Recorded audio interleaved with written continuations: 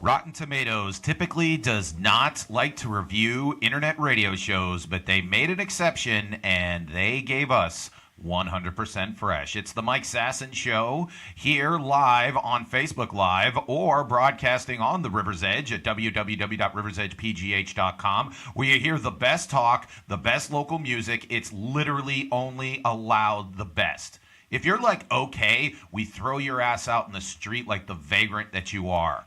That's the River's Edge promise. Again, my name is Mike Sasson. I am the host of the Mike Sasson Show. And over there is the greatest internet radio producer in the history of the medium, first ballot Internet Radio Hall of Famer. If you ever would like to watch and view the Internet Radio Hall of Fame, it is outside currently of a price chopper in Middletown, Connecticut. It is the wonderful Alex Clemens. Say hello, Alex. Hello. There you go. And just so you know, if you're watching us right now, her hair, her shirt, and the background all kind of match. Yeah. So it's kind of like that synergy that we're all after. So it's going to be a wonderful show here. Word of warning, I've been told not to twist the microphone. I don't even know what that is because apparently we showed up, the microphone was all in knots or something. I don't even know. Not in knots. What was it? It was just twisted. I don't know. And now I'm scared. I don't know what I'm going to do with this microphone. I'm scared to touch it. Just don't be like a big hulky man. Oh, you know? I'm sorry. I'll try to be less hulky later on this evening. Speaking of this evening, what are we going to be talking about? We're going to be talking about the fact that Facebook says we can't talk about politics. Boo. Also, I'm going to be talking about my second trip to Southern California in this many weeks. And something happened to me in Southern California that has never happened to me in my entire life. So I will talk about that. Also, I will discuss college football as it relates to the Urban Meyer controversy. As of us recording right now, he is still on like double secret probation because apparently he knew that one of his assistants was a wife-beating scumbag and didn't tell anybody, but they don't want to fire him at Ohio State. Maybe by the time you listen to this, they'll find that they have fired him or they haven't fired him. But either way, I will fix college football and Urban Meyer later in this show. Also, with fresh eyes this week, I had Alex watch one of the queens of I think the queen of early 80s MTV. Actually, I'll give you one stat. Second video ever shown on MTV ever was this woman, Pat Benatar. Whoa, damn. Right after the Bungles and Video Killed the Radio Star, the second video ever was Pat Benatar. So I had Alex watch some Pat Benatar videos. That's a cool resume to have. There you go. Also, the CDC, the Centers for Disease Control, has issued a warning about condoms. So we'll be going over that. So if you're about to have sex with a condom and you're like, uh-oh, what should I do? Wait for about an hour when we get to news and notes. It might save your life. I'm just telling you that your partner will understand. Just say, I got to wait till Mike Sasson and just Alex trying to be safe, telling us about what we're supposed to be doing with the condoms, so we'll go from there. So, and then a whole lot of wonderful shenanigans as well. First and foremost, when I talked about earlier about Facebook, so we record the show on Facebook Live Sunday night. We're broadcasting it live right now. And then later on, we chop it up and we do the best of.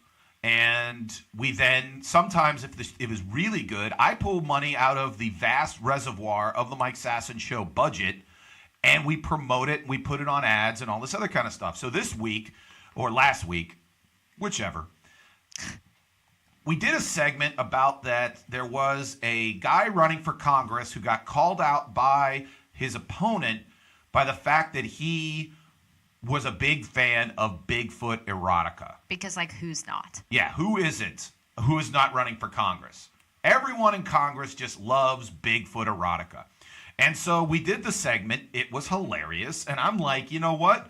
the good people of the internet would love to see this. So I put our vast resources down on the ground and said, hey, Facebook, let more people see this than just the people that like the Mike Sasson Show, because they deserve top quality entertainment just like everybody else. And they came back about maybe a half hour later and said, no. Go to hell, you scumbags. Yeah, that's basically pretty much the exact words of what they said. Yeah, go to hell, you stupid scumbags, I believe is what they actually said. But what they really wrote was really something quite odd, in my opinion. What do you want to read it, or I'll read it? Sure, I'll read it. There you go, Alex. Read away. It says, not authorized for this type of ad. Your ad was not approved because your page has not been authorized to run ads related to politics and issues of national importance. What to do? Complete the authorization process. Are you ready to edit your ad? So apparently what happened was, because we said, like, in the wording of, would you vote for a guy who was into Bigfoot erotica? Right. They thought that we were advertising for that guy. But Yeah. really, we're just advertising for Bigfoot erotica. Yeah, we're just trying to promote Bigfoot erotica. Which we don't even need to. So, like, when I Googled it, there's at least 7 pages of news articles about this story. Uh-huh. So I'm trying to go through like pages and pages and pages to get to actual Bigfoot erotica. And it's like the most Googled thing right now. Yeah, of course, because everyone's into what's going on. But we weren't trying to get anybody to vote for anybody. No. Did you know this is like the second surge of Bigfoot erotica? What was the first? Back in 2014, I don't know why it happened, but there was like a huge surge in Bigfoot erotica. And this one woman who wrote Bigfoot erotica books, she was making $300,000 a year from these books, from Kindles. $300,000 a year. Yeah. For writing story. Okay. What is the appeal, do you think, of a guy reading? I mean, again. Now, the one thing I would sit there and say, as a man that has admitted on stage and everything like that I am a large, hairy man, I could get into some books about a large, hairy man scoring. That'd be pretty cool. But the problem is you read a little bit of a sniblet, and it was, I don't even know if sniblet is a word. Sniblet. I would eat a sniblet. Would you, if I offered you a sniblet, would you eat it? Like, hey, I have this new candy called sniblet. No. Okay. Sounds like pieces of little baby humans. Well, we'll work on that. See, that's how marketing works. But let me ask you. So, like, you read a little bit of a snippet. How about that? Yeah, I read some like. And it was like some of it was like weird. It was like they had some stories about like almost rape and stuff. It was really weird. Yeah, there's a lot of kidnapping. So Bigfoot is like kidnapping women and then forcing them into be sex slaves to Bigfoot. Yeah, but a lot of them end up being like consensual. They like get kidnapped. And they're like, oh no, and then they're like, oh okay.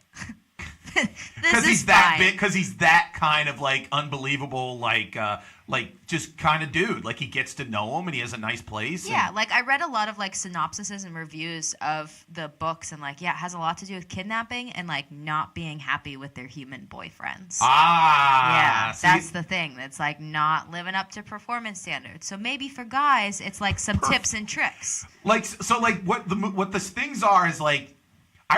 So that's really, I think, where the dare I say the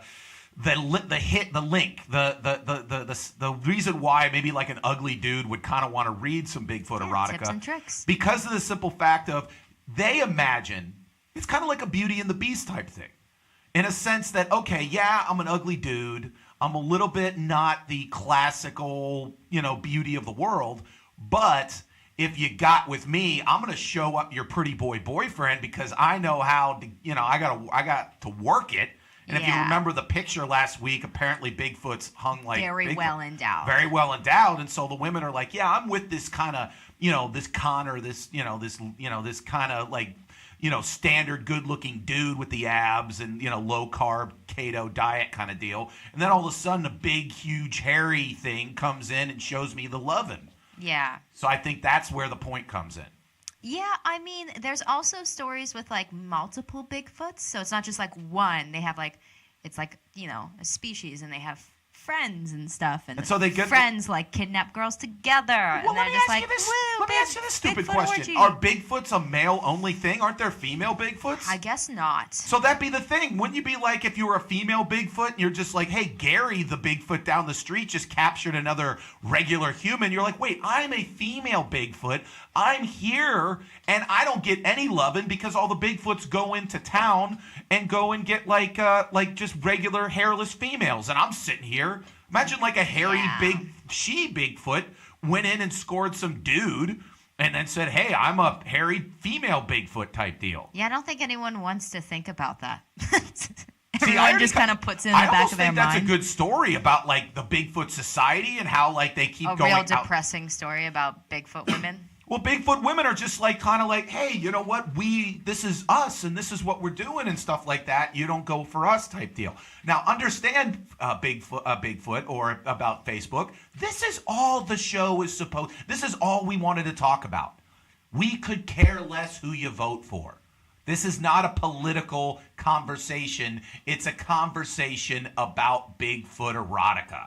There's this one book that I kind of want to read, and it's about this girl.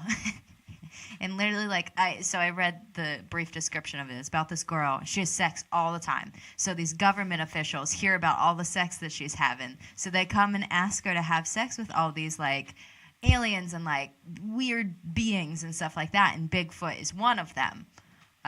So yeah, it's like a whole story about that. Seems real interesting. So wait, so in the story, this woman is having such amazing amount of sex that the government finds out about it. Yes. Because apparently there's some database where they know how much sex you're having.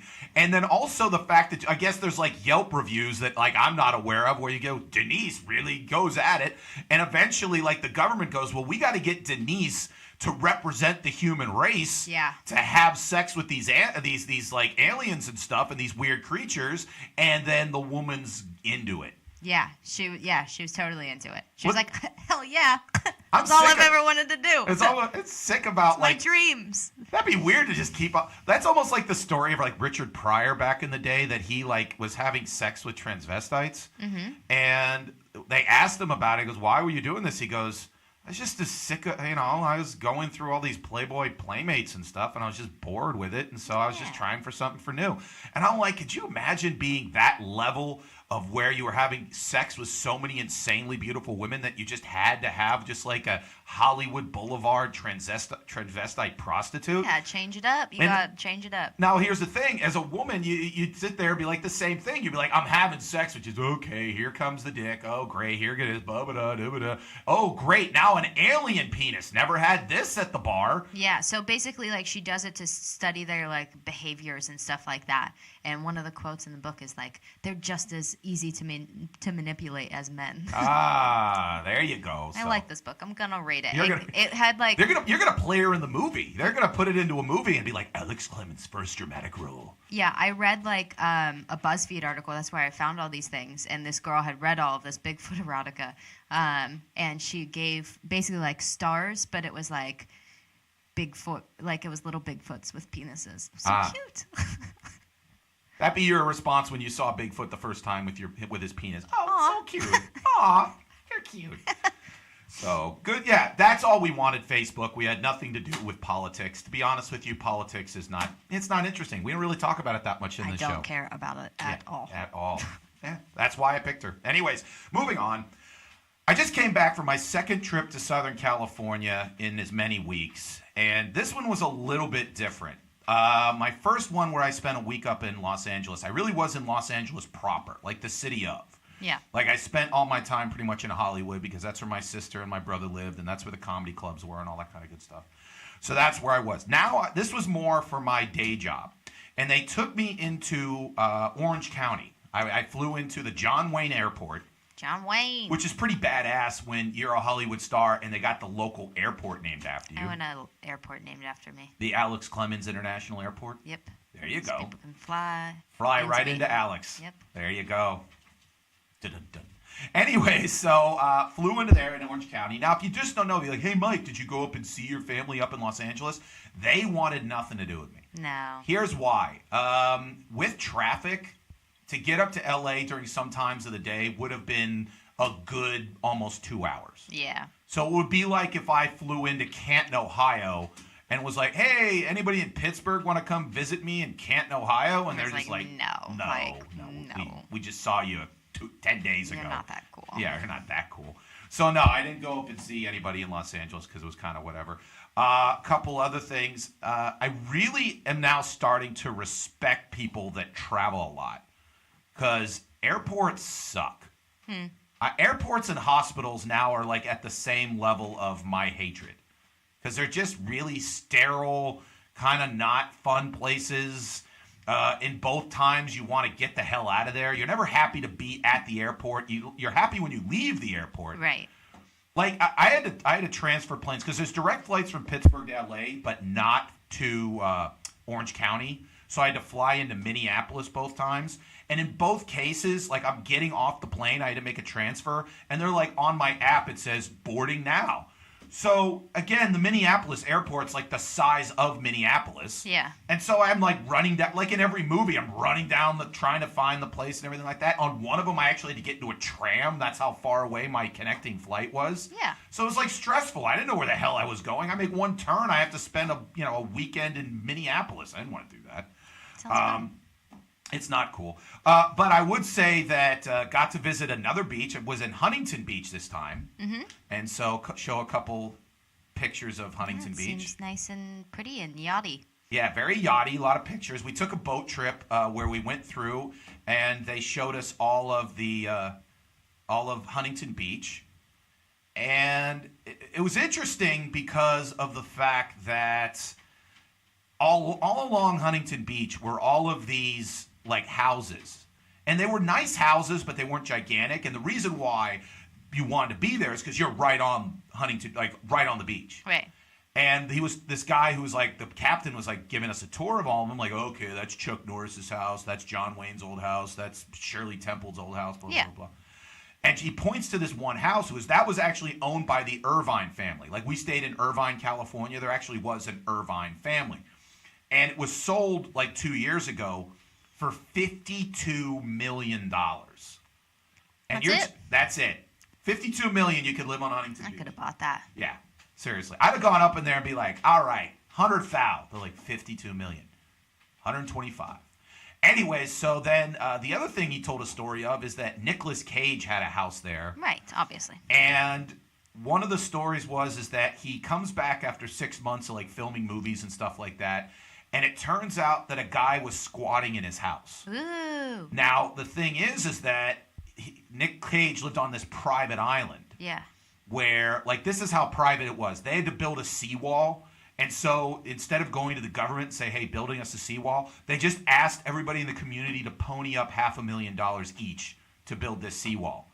And they were so rich on this island, they're like, yeah, great.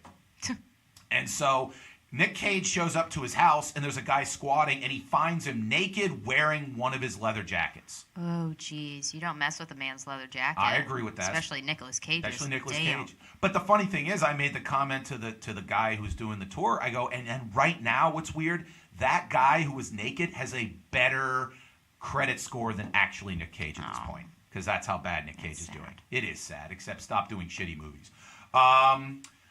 The other thing I would sit there is I mentioned before, I did something on this trip that I had never done before in my life. And this is what I had done.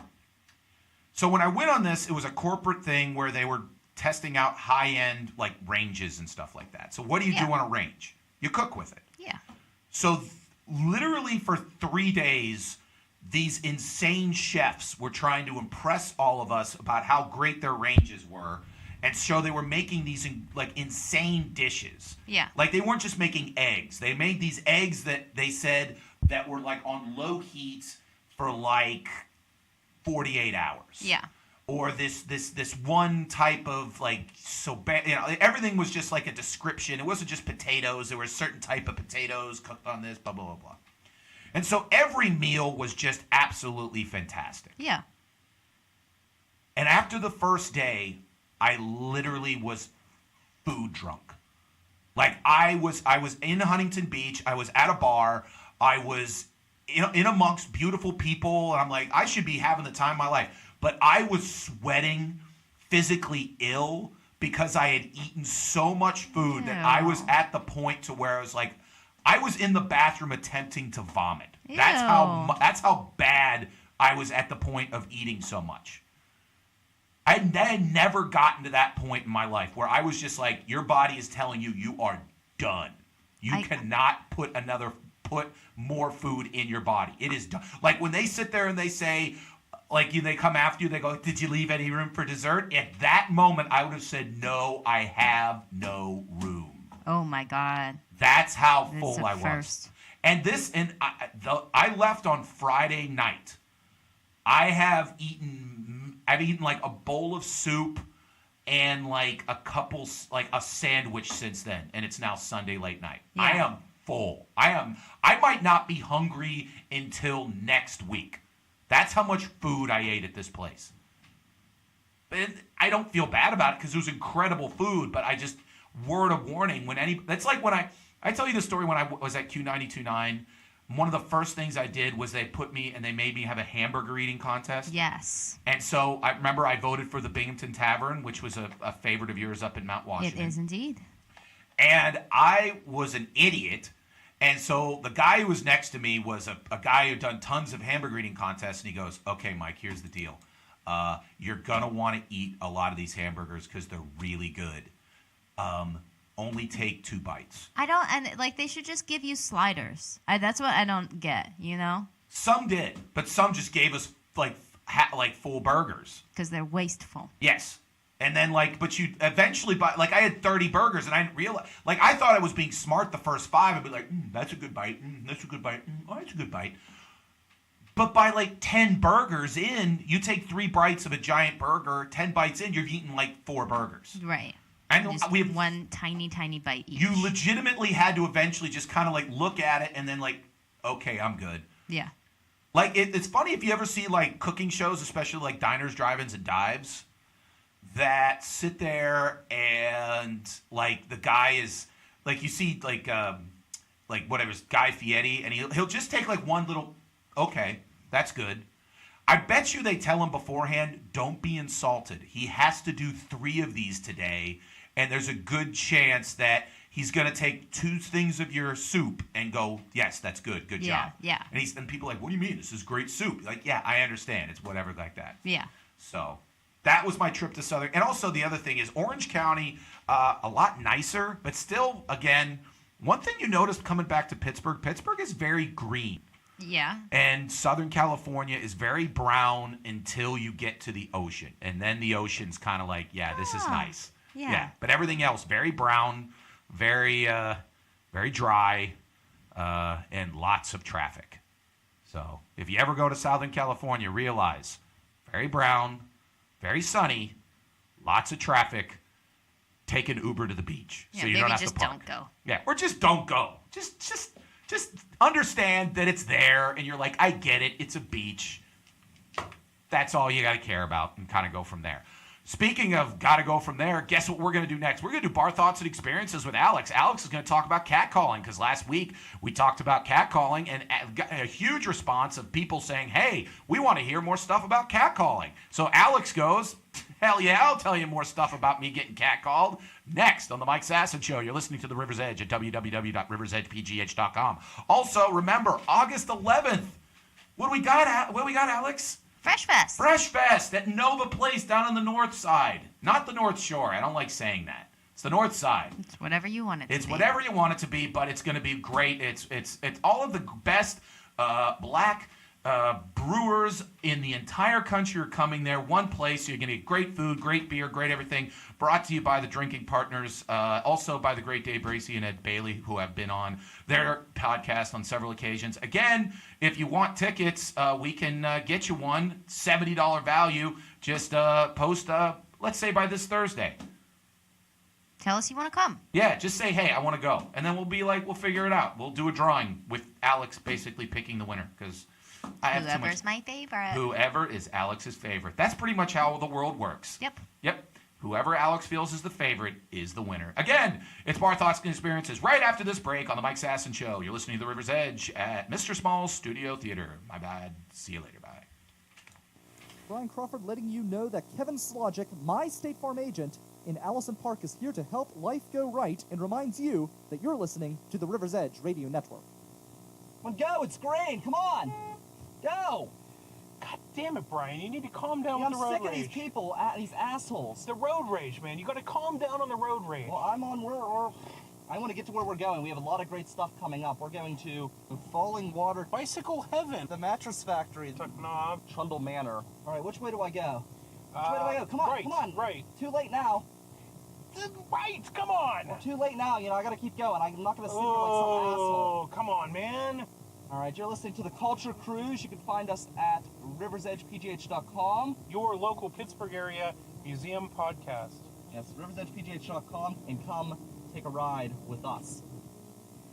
You're listening to the Mike Sasson Show, live on Facebook Live right now, or you might be listening to us on any of the several podcast formats, either SoundCloud, Google Play, or iTunes, or you're listening to us on the TuneIn Radio app, or you are watching us on YouTube. There's several ways to watch the show. It's a wonderful show. Over there is Alex, the greatest producer in the history of internet radiodom. She's working on my audio because we had to switch microphones because the microphones were being all, I'm going to use the technical term. I know I'm going to go over people's heads right now, but the microphones were screwy. I got it. You got it? We're all good. We're all good? Did whatever I say, did that go over? Because I heard myself. Yeah, just not well. Not but well. like, who really cares about what you're saying? To be honest with you, and most people, one of the things that was one of the weirdest quotes that I ever got when I was in Los Angeles, I did a good set, and a guy came up to me, and he sat there and he goes, "Hey man, I really loved your set." I'm like, "Oh, thank you very much. I appreciate that." And then he sat there and he goes, "Yeah, I had no idea what you said, but I know I liked it." And I'm like, what? I think that's good because that means that like your body language and everything else was good enough that you didn't even need to say anything. I think he just felt like, I explained that to someone. He goes, "You know what? Sometimes it's just when someone's up on stage and they feel confident and they just look like that they're, you know, they know what they're talking about. They look like they should be there. It just gives you a warm feeling inside." And so, I don't know. I guess I'll take it. Could you imagine I make an entire career out of that? Just standing there and not saying anything? Well, just like I talk and people are just like, you know what, I really enjoyed it. No idea what he said. Don't remember a word. Which is actually cool because then I could say like the most insulting things in the history of the world and no one remembers any of it. I think if you made a career out of that, more people would watch our show. Yeah. Because like what are we actually doing besides just talking? And maybe people remember it, maybe they don't. One thing that I've noticed is that people will always... People are listening, but they're not in... Because, I know what I said a lot better than other people know what I said. Because, again, it's what I talk about. It's what I say. It's what comes out of my mouth, and I thought of it. But a lot of times, and that's one of the things that always kind of, like, is... Like, when you talk about a stand-up, you say, well, okay, what am I actually saying to people? Sometimes you get to a point to where people say something about, like, what you said that was completely not the point of what you were saying. Right. Like, someone will just be like, yeah, like that point in which you were trying to say that, you know, we should all eat cheeseburgers and have sex with donkeys. And I'm like, no. I didn't say that at all. I was talking about Bigfoot erotica. Yeah, Bigfoot erotica. No. Remember that when Alex was talking about the fact that she liked to, she wanted to have sex with aliens? I'm like, no, that was a book that she was talking about. Now, Alex is like, no, she clearly wanted to have sex with aliens. I mean, like, what a cool thing to tell people.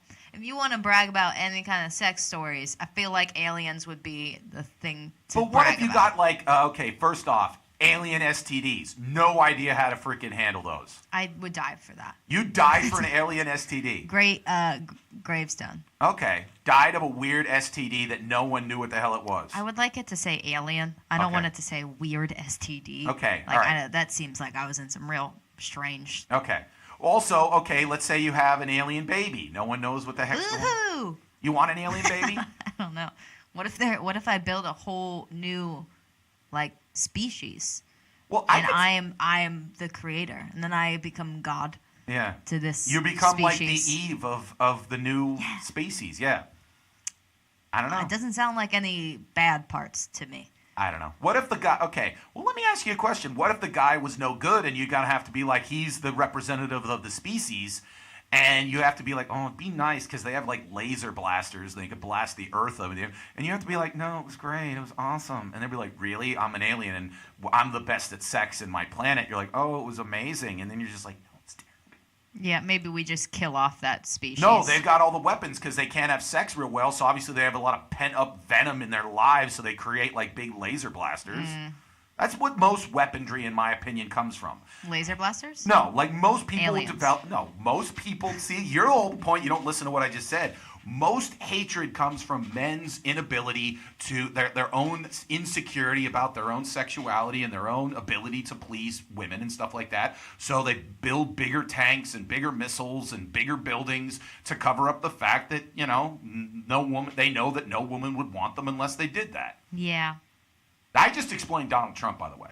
Right. That's why he became the celebrity president that he wanted to, is because he knows if he was just a guy from Queens, he would not be getting anywhere close to Melania. Nah. Nowhere close. He's just a big, weird-looking guy with weird hair. But you know what? He figured it out. He did figure it out. And you know who else figures it out?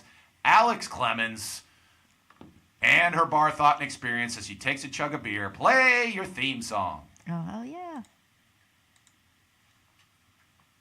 Or don't. Whatever. Those are the toys.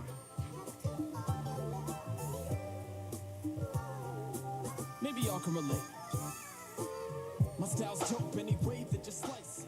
All right, Alex, your bar thought and experience this week. What is it? My style is dope. I'm wearing a shirt that I wore when I was 13 years old. No way! Yes, way. So you're the same body shape you were when you were 13? Well, not quite, but, Enough. not too far off. That's pretty good, considering you're now 25. So Go me.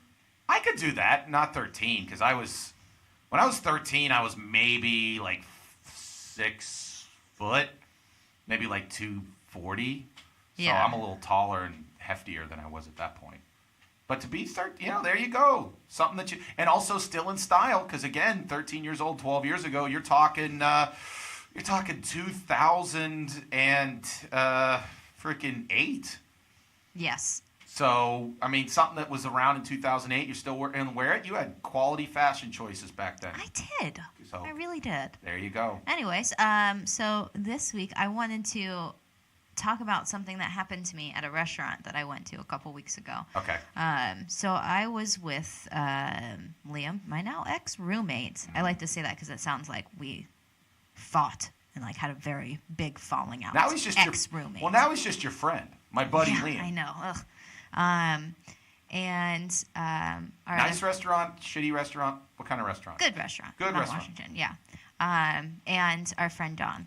And they were both sitting on the same side of the table. They looked like a cute little gay couple. They both ordered like the same fruity, girly beer. It was adorable. It was. Anyways, I was sitting on the other side, and our waitress comes up to us, and she goes to start talking to us, and she looks at me, and she's like, "Oh my God, you're beautiful." And I was like, "Thank you." And she's like, "No, like I really mean it. Like you are a beautiful human." And I was like, "Thank you." And then she just kind of kept staring at me for a couple seconds, and then she's like, "Okay, and like kind of took our order after that, but it was real awkward. Like it was just a thing that was just Like your too long. Your beauty broke her game face. Yeah, like I mean, she wasn't a good waitress. Okay. So but I didn't know that at the time, and she just made things really awkward.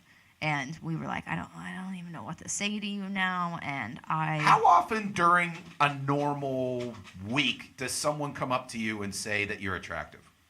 I don't know. Is it more than once a day? If you're out and about.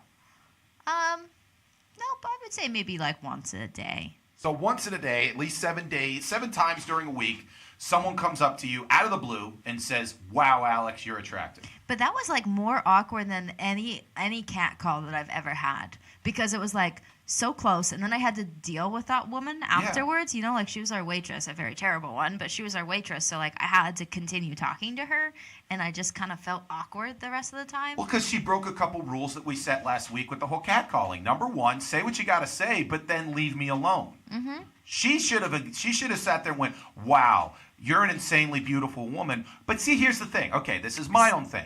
Go ahead. I would have just said it at the end. That's when you say those things. Okay, but that's the thing. Yeah, because she send you off with. Or at least would have. Okay, this is how you kind of get around that. You just sit there and say, "Hey, Alex," or if again she didn't know your name was Alex. Hey, by the way, you look great tonight. Yeah.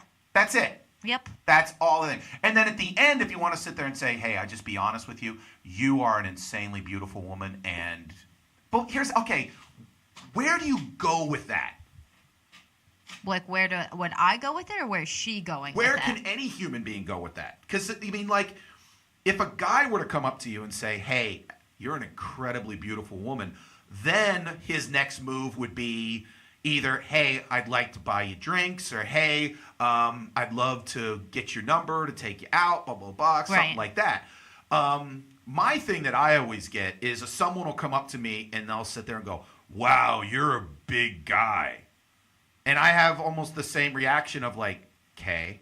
Okay, thanks. Well, like, it's not necessarily more or less a compliment per se. It's just a statement. Yeah, it's just a statement of fact. Right. In a sense that, like, well, these are my weirdest ever, encounters. Not only with being big. Okay, we'll go with being big. Like like you talk about like once a day someone comes up to you and says you're beautiful. I would say once a day someone will come up to you and just sit there and be like, "Wow, you're tall." And I just kind of just blow past it. I'm like, great. Well, and then kind of go from there. But like anytime someone, like this was the weirdest one that ever happened. It was working at Sears selling appliances. And the woman is sitting there and it was a daughter and a mom. And the daughter's sitting there and they're going over the appliances. And I'm just like, "Okay, this is a refrigerator. Cool shit, whatever." And she sits there and goes, "Wow, you smell great." And I'm like, "Okay, thanks." And then the mom comes right over like to my shoulder and goes, "Oh yeah." I'm just like, what do I do now? I mean, did you sell them a nice fridge? They bought. I would hope so. I mean, that's your trick. They didn't buy a great one, but I mean, I don't think they had the money to do it. Yeah. But I mean, like, to me, it's one of those things of just like, okay, if you maybe don't go around smelling people. I would sit there. That's one thing. Don't go around smelling people. But I mean, like, just. But that's the thing about someone come up to you and saying, "Wow, you are insanely beautiful." Because it's one thing to like kind of sit. It's always a weird place because, like, do you feel in any part she was hitting on you? I think she was just, amazed by my beauty, and she just didn't know how to act. And then we thought that she was a bad waitress because of that, but she was a bad waitress to everyone, not just us. So, but I if she would have had better customer service skills, maybe we could have gone on a date. But she was. I don't associate myself with anyone who's not good at working in customer service. How many women in your life have openly hit on you? That woman, and then maybe another one. Like openly was just like, "Hey, I am gay. I would like to show you the ways. I am your gatekeeper into the world of lesbianism." Yeah, and then that woman last week who catcalled me. She's like, "Damn girl, you into girls?" Okay. Damn girl. So now we're up to 3. Yeah. I guess 3 people. And then this past week, I was walking into work, and these 2 guys walked past me. Guy didn't even say anything in his catcall. He just made a weird noise. He was just like, "Ugh," and looked at me, and I was like, oh my God, like that made me feel real weird. He openly was just making the sound of him ejaculating. Yeah, like if you're going to like catcall someone, at least use some words. That's not even catcalling. That's just like gross. That's just him going, "Ah," and just like not walking quite that, by. But yeah. But I think that the way that I would prefer to be catcalled, or like just complimented in the first place. Is like you're walking by and the guy's like, hey, sorry to bother you. That's the main thing. It's like, say, hey, sorry to bother you, because then you know that my time's important. I get you. Yeah. And then you say something nice like, you're looking extra fine today. You can say something like that, or like, hey, you're looking really beautiful today. But here's the thing. Number one, I have never done that to a stranger. Right, yeah. And I would never do that to a stranger. Like, again, this past couple weeks, I've been out in California. I've seen insanely beautiful women on the beach. I would never, ever go up to one of them and say, holy crap, are you insanely beautiful? Just wanted to say that. Because to me, that's insano creepy level 10. I did have a guy, it just always happens like by work or outside of work. Like you work in downtown Pittsburgh, where again there's a concentration of 350,000 people. Yeah. And I like to go outside. Like I'm stuck inside all day, so sometimes I'll just walk outside and like watch people and stuff like that. Mm-hmm. And on Saturday, like every single time I walked outside, someone would say something to me, and my employees were like, "Are you just walking outside to get catcalled?" I was like, "No, I just can't be in here all day."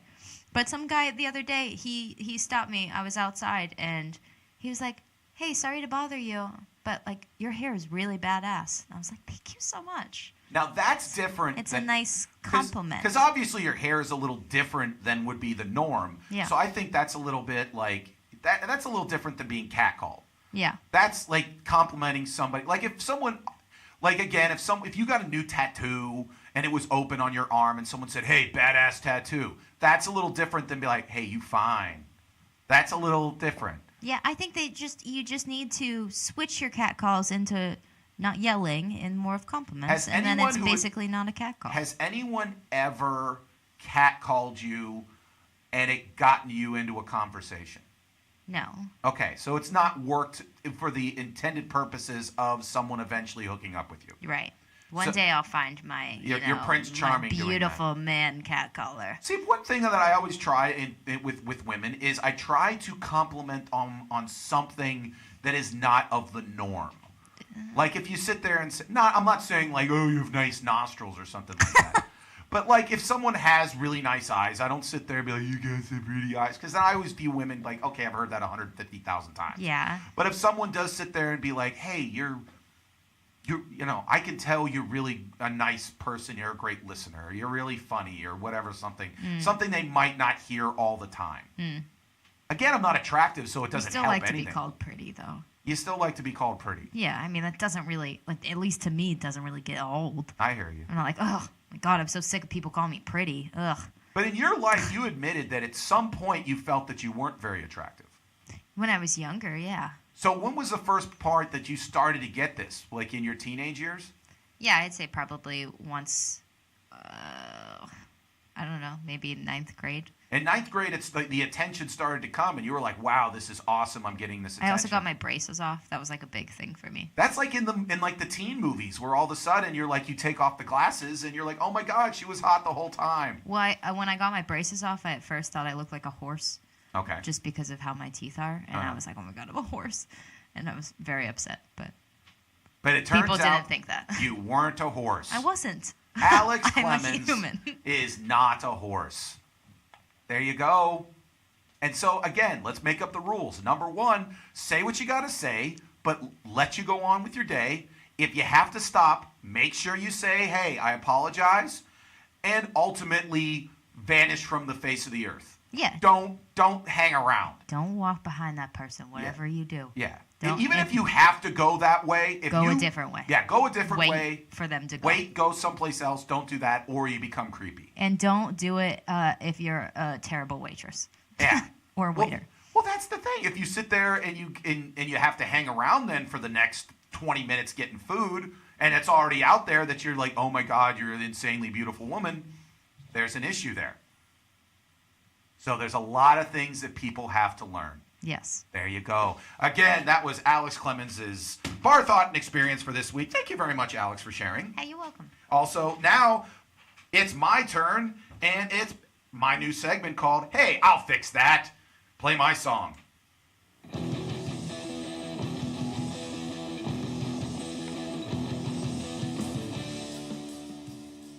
This week on I'll Fix That, I'm going to fix college football, especially in the light of a new scandal. It's like every couple weeks there's a new scandal. Scandal. There's a new scandal They this gotta week. make football interesting somehow. Yeah, you're not a huge... Well, if you don't know, Alex will not shut up about sports. She's a huge sports fan, a fanatic, I'll be honest with you. I need to wear my sports shirt sometime. Yeah, you just love the sports.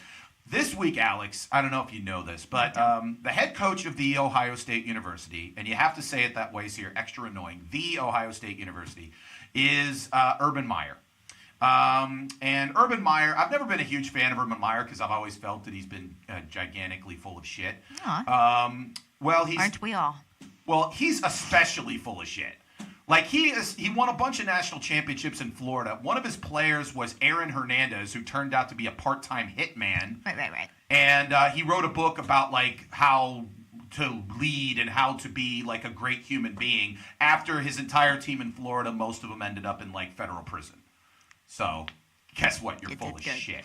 But the thing is this week, the big thing is that it turns out that he had a coach on his staff who was a habitual beater of women. He consistently assaulted his wife. And it looks like Urban Meyer knew about it. And then in front of the media this week at Big Ten, not this week, but a couple weeks ago in Chicago for Big Ten Media Days, someone point blank asked him and goes, hey, why did you keep this guy on your staff when you knew that he was assaulting his wife? Yeah. And he was like, no, I don't know anything about it. When it looks like he clearly did. So now he's on paid administrative leave. That sounds nice. Yeah, paid administrative. Yeah, he's on vacation. Really what's happening is Ohio State doesn't want to fire him. Because Ohio State knows that this guy is a great football coach and he gets great recruits. And he's probably, I would say, if he's not the second, he's maybe the third best college football coach in the country. He brings buku bucks into the Ohio State program. And they know that if they have to hire somebody else, there's a good chance that he's not going to be as good. So they're trying to figure out a way to keep him even though he's a confirmed scumbag. Don't you want to have, like, that level in your job that, like, they want to keep you even though you're a piece of shit? Well, that's one of the things I bring up in my points, Alex. So thank you very much for leading me into this. You're welcome. My point one about how to fix college football. First and foremost, admit that it's entertainment, and admit, especially in the entertainment industry, the vast majority of people do not care what you do as long as you produce. Yeah.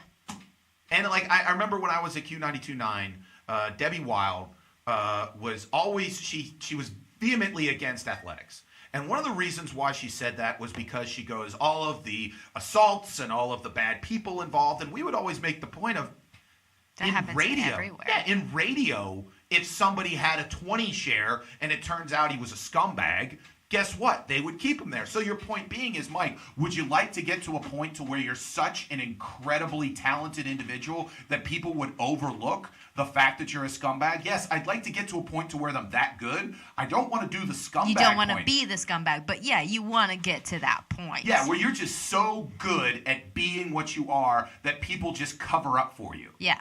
But you don't want anything. Yeah, I don't want to be the scumbag, but I do want to be at the point. But if you just so happen to slip, you know, you're good. Yeah, then people are just sitting there going like, that'd be, you know what I need? Like, everyone always talks about Donald Trump and has this his lawyer and quote unquote his fixer. Yeah. I would like to employ eventually a fixer. I just want to say that I have one. Yeah. Not even if they fix anything. Yeah. Would you be a fixer? I would like to have a fixer just to, like, apologize to people. No, you don't even apologize. You just pay them off. No. You just throw money on the bed and That's Stormy what Daniel I want. walks A out of nice the room. fixer that, You like, want a just nice apologizes to people for me and, like, makes it really clear that I'm sorry. But would that be a quality response, even though you're not making the apology? Yeah. You know, I would have them do it in some kind of way that, you know, somehow reflected me. I would say gift basket. Okay. I was thinking, like, words. I'd say a quality gift basket. An Alex Clemens, I'm sorry I screwed up gift basket. I don't even know what would be in that gift basket. Well, think about it, because eventually you're going to be super famous and Definitely you're going to need meats one. and cheeses. There you go. And then if you don't really realize that, then eventually the other point would I be like, here's the thing about college football. It's not going to change. So if you don't understand that it's a piece of entertainment and the people around it are scumbags, then just don't watch it. That'd be my thing. But I will sit there and say that if Ohio State wants to be known as anything other than a gigantic football factory, Urban Meyer needs to be fired. But here's the thing about Ohio State. It is a gigantic football factory, and they know that without football, there is no reason to have an Ohio State University. Right. They're going to try to keep Urban Meyer. Yeah. So here's how you fix it. Just don't like Ohio State. That's good. Yeah. They're scumbags. Just close the whole school down. Well, the school is pointless to begin with. I've met like many Ohio State graduates. They're nice people, but fundamentally, they just forgive the fact that most of their players didn't go to class, and their coaches have mostly been more or less scumbags. I mean, Tressel, who's now at Youngstown State, my brother was at Youngstown State and had several stories about the fact that he was basically a two-faced guy. He'd be a kind of guy who would be reading a Bible verse and then on the other hand go get a guy out of jail because he was, selling crack. That kind of guy. Yeah. Yeah. That doesn't seem two-faced. You're reading Bible verses and saying that tell you to do. They tell you to go pick up guys at jail Yes. so they can quarterback your team? Yeah. I must have God's missed that. plan. That's in the Bible. So here's my thing, how you fix college football. Just admit what you're watching is entertainment and you really just don't care how bad the people are.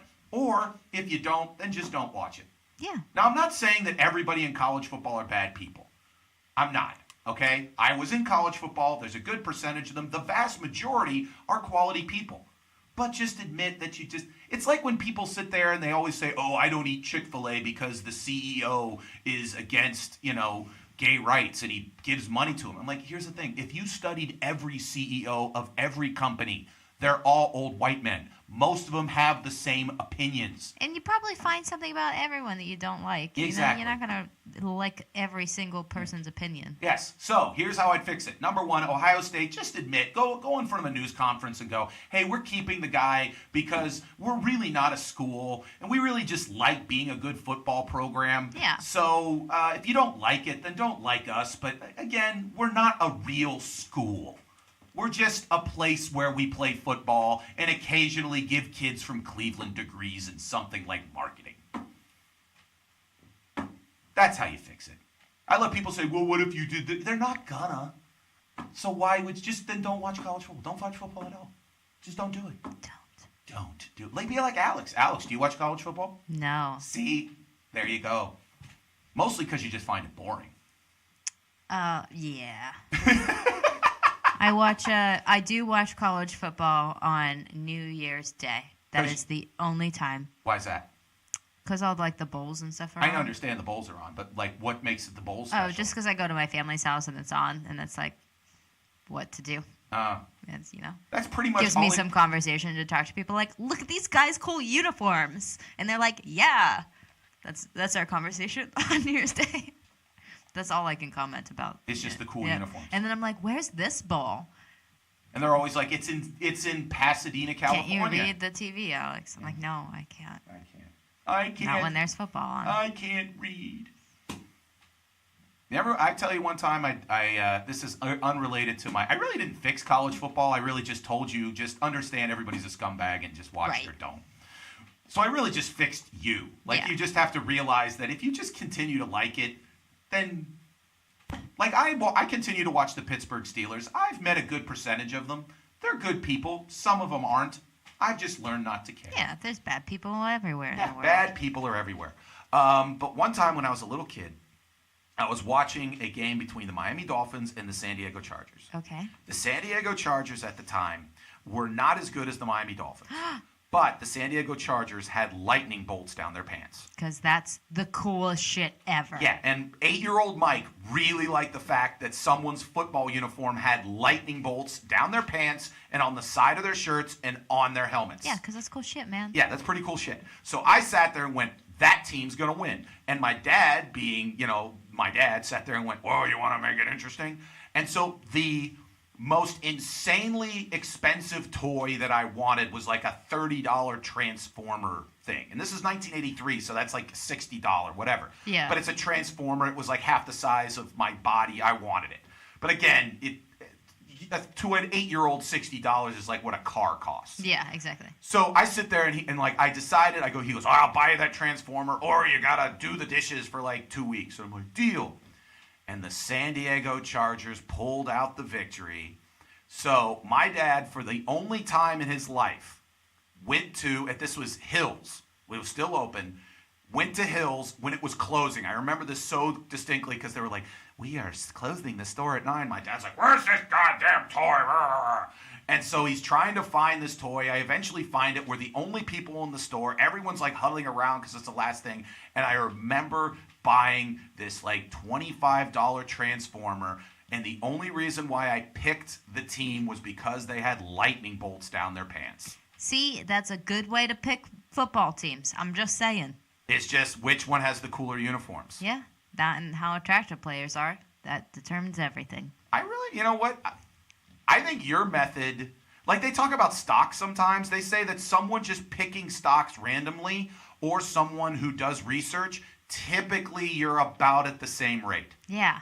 I would just pick stocks based on like how cool the like abbreviations for them are. Really? Yeah. So why not? One time I was like, we did this stock thing in school where like I just picked it based on what I saw on the sports page. Yeah. Like Michael Jordan was coming back from retirement, and so I picked all of the stocks that he was like McDonald's and Quaker Oats, which was Gatorade, and all these other kind of things, and they all shot up when that happened. That's smart. Because really everyone else did the same thing I did, which was, hey, Michael Jordan's coming back. He's going to start to get more NBA time, more all this kind of stuff, and so they went up. And so I won my like class's like stock picking contest. Go, Mike. Because I just basically picked all the sports things. All right. But let me reiterate, Urban Meyer's a scumbag. Anyways, let's move on to another break, and when we come back, it'll be Fresh Eyes with the queen of early 80s MTV, Pat Benatar. My name's Mike Sasson. That's Al Clemens. It's the Mike Sasson Show. We will be right back.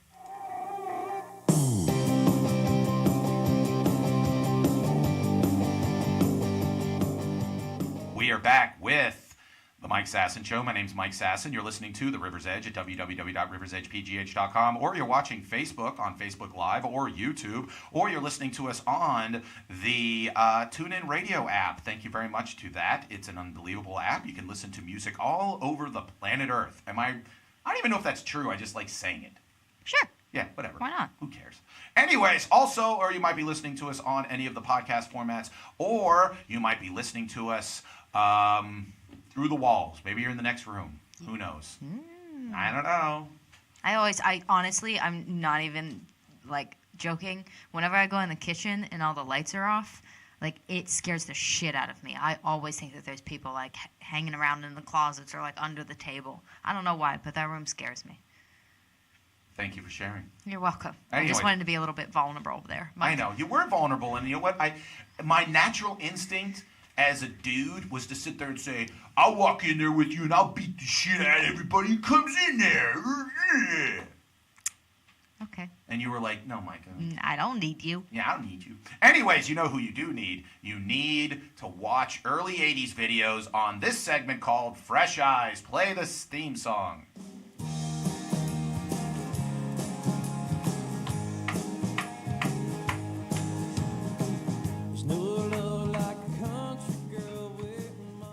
This week, I had Alex watch early 80s MTV queen, Pat Benatar. Show the Pat Benatar. She's just looking like a diva. She is just an absolute diva. Now, one thing that I thought, you look at the outfit that she did. You ever seen Fast Times at Ridgemont High? Yeah. Okay, well, you know in the movie they talk about the like 4 girls in the show. They all take the quote-unquote the Pat Benatar look because that was the hot look in like the early 80s. Yeah, I don't know how, but yeah. But it was. Story related to it. That look was because of a Halloween costume. So what happened was she got really discovered at Catch a Rising Star in New York City. Okay. Which mostly is known in my world for comedians. Like Jerry Seinfeld worked there a lot, and a lot of New York comics did. But she got up there during one of the singing nights, and she actually had operatic training. She was initially supposed to go to Juilliard. But she didn't because she followed her high school sweetheart to get married, and he was in the Army, so she followed him to Virginia and started doing stuff like that. Anyways, eventually she left him, which, by the way, this is another funny story. Her real given name is Patricia Angela Jowski. That's cute. Yes, but that probably wouldn't have been a good stage name But she married a man whose last name was Benatar. So eventually she became Pat Benatar. But then even after the divorce, she goes, you know what? Better name. I really like being called Pat Benatar, so keeping the name. So, Good like for her. Tina Turner did that. Obviously married Ike Turner, divorced her, but kept the name That's Tina what I'm Turner. doing. I'm just looking for someone to get a good last name. There you go. Alex Benatar. No, the last name Benatar almost sounds.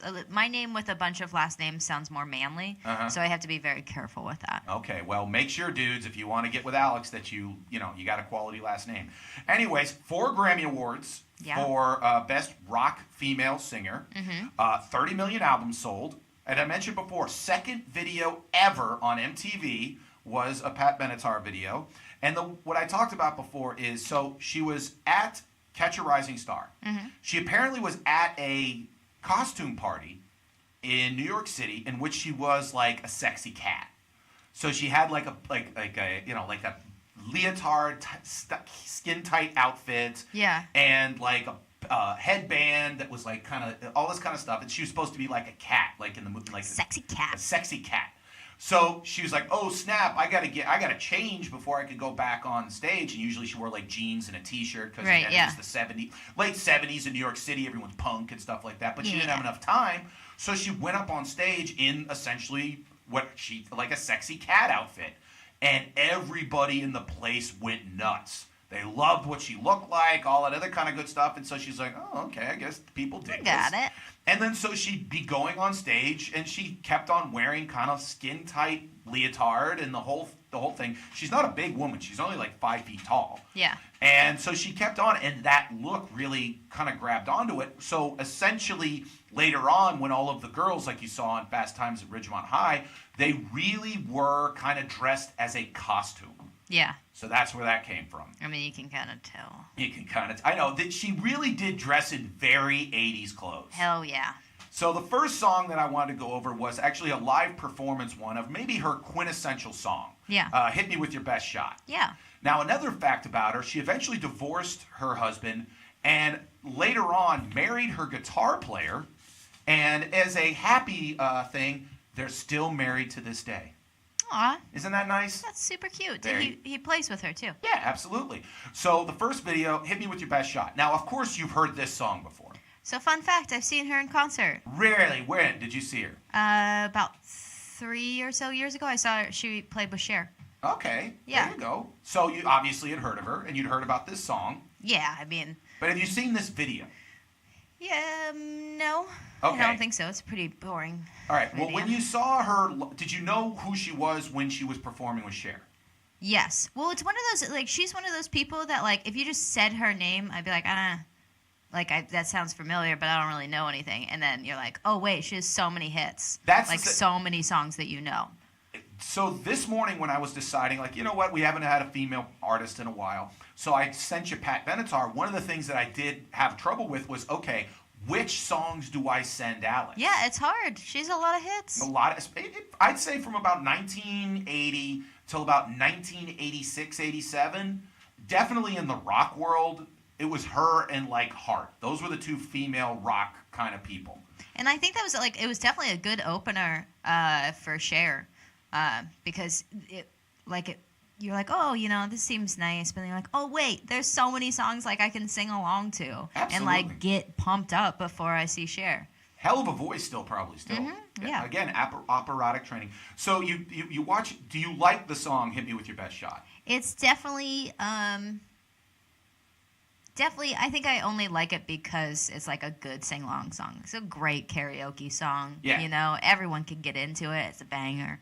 But very simple lyrics. Yeah, it's just very like in your very face catchy lyrics. Yeah. Yeah. Very much like Aretha Franklin in Satisfaction. In a sense, it's very like a female empowering song. Yeah, most of hers are, I feel. But again, it's early 80s. It was a performance. Not a lot of stuff happening. Yeah, it was kind of boring video. Yeah. Like if I had the choice, I would never watch that video again. All right. Well, by the way, you do. I have to watch it again? No, you have the choice. You don't have to ever watch it again. Oh, right. Yeah. I was like, are you going to make me watch it again for some reason? I'm just going to next week we're going to do the same exact thing. Find something about it. All right, second video, which was one of the, like, you want to talk about the top 5 80s, like moments that people keep replaying. It's from this video. It's Love is a Battlefield. Which is still stuck in my head. And the thing about this song is, number one, it was the first video that ever had like a story. Yeah. And there was actual lines in it. Like they had the guy who was he eventually became the coach in Bull Durham. He was kind of like a Southern kind of guy. If you walk out of this house, this is the last time you see it. And then she starts singing the song, stuff like that. Yeah, it's real weird. I don't like that because he's talking and then she's singing back to him, and I don't like that. Well, that's just like every other musical in the world. Yeah, I don't like it. You don't like it. So again, the whole point of the video is she gets kicked out of her house. She goes to New York City. It's the seedy place. Now, the initial concept was she was going to become a prostitute. Oh. Well, early 80s was like, we're not having no prostitutes. Yeah. So they had her do a, for 10 cents, you danced with her.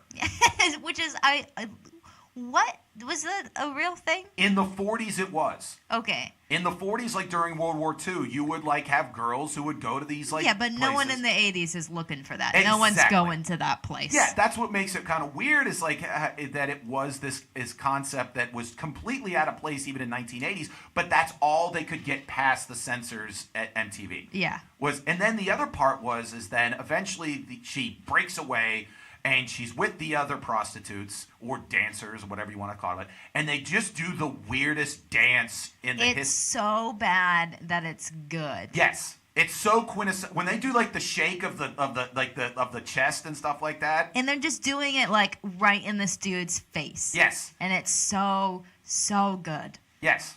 And now the hidden, like the backstage story about that is, again, it's New York City. They hire professional Broadway dancers. Obviously.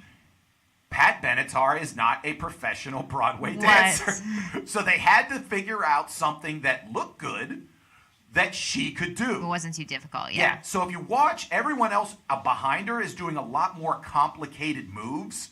And the only thing they could get her to do is the booby shake and then kind of like do like almost like, I guess, like the Godzilla step. And that's pretty much it. Oh, she killed that. It was She killed it. And it totally showed that dude. Yeah. Like, hey, you get away from this, this other dancer. Yeah. We're going to dance in your face. That'll show you. Yeah. And then ultimately walk out. Don't you wish that that's how all, like, bad things were resolved? Like, anytime a man is terrible to a woman, like, a group of women just dances at him and then everything is resolved?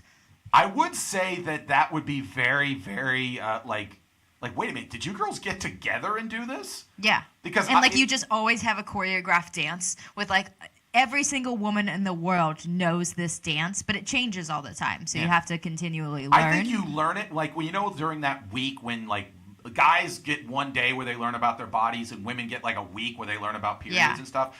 That's where you would learn your choreographed dances. It's like self-defense dances. Yes. It's like, okay, here's how you leave a man. You booby shake, you do this, and then go there. This is how you get out of a situation where you're quitting your corporate job. You do this, 1, 2, 3, clap, and then go kind of do that. I think that would be incredible. You did, like, years of dance, so, again, maybe they taught you these dances. It. Yeah, maybe you do your own studio where you teach women this. Yeah. It's like, okay, this is the I'm leaving you because you're a scumbag dance. I think that it would help in a lot of situations, like to break up fights. If some random ass girl just walks up and she just starts dancing at you, you're going to be like, what the hell is going on? And you're going to forget about, fighting that other person. I would probably say, well, again, it was taken the same thing in the video Beat It, where, again, the two people are about to fight, and Michael Jackson stops them, and then they do the choreographed dance together. Yeah, and everyone is happy. So dancing, it saves the world. That was the 1980s. Everyone was like, hey, why are we fighting? Let's choreographed dances. She also totally got catcalled in this video while she was walking through New York. All the guys were just like, oh, what's this? What is she? Yeah. What's happening? Mm-hmm. Yeah. But that was Love is a Battlefield. Yeah. And Alex, is Love a Battlefield? Sure. I don't know. That seems like real intense. Yeah, that's all real right, intense. Pat Benatar. Yeah. Then the third video I sent you, which was like, that is like, still, like, you talk about like how badass this woman was. There are songs that she has sung that I like work out to. Oh. That one, Invincible. That's a badass song. I know I it's don't very. like it. You don't like it? I don't like it. From The at Legend of all. Billie Jean. Yeah, But you ever seen that movie? no. Okay, just give you the lowdown on it. So the blonde in it is like kind of hot. Her younger brother, played by Christian Slater, Yeah. gets his scooter messed up, and eventually she goes to the guy's dad, who sits there and says, "Yeah, I'll give you the money if you perform sex acts on me." She kicks his butt. They claim all this other kind of stuff. They run away. They become like heroines and heroes of the underground, and then that's the movie.